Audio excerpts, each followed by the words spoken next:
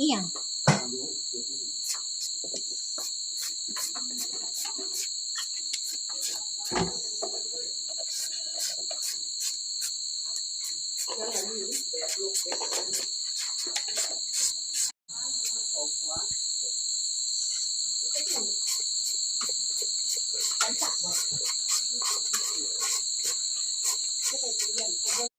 เนี่ยขับรถได้เลยขับรถได้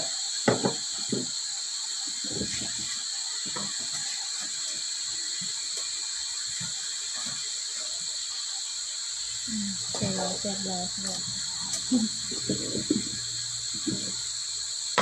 เรื่องหมูกับเรื่องใช่แล้วน้ำตาลมันจะคือรส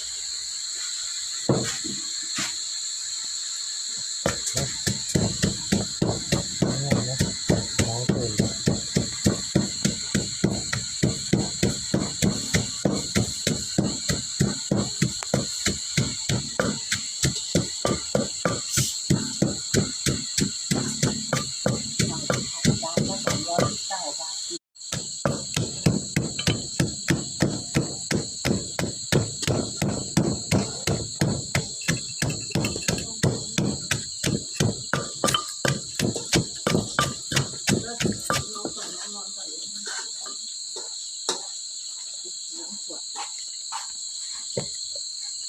เป็นต้นบีบใส่ตู้เย็นเราอยู่ได้เนาะหนามันเบิดเท่าไหร่ แน่นมันบีบใส่ตู้เย็นได้บีบแล้วก็แช่ติ๊กไว้ไหม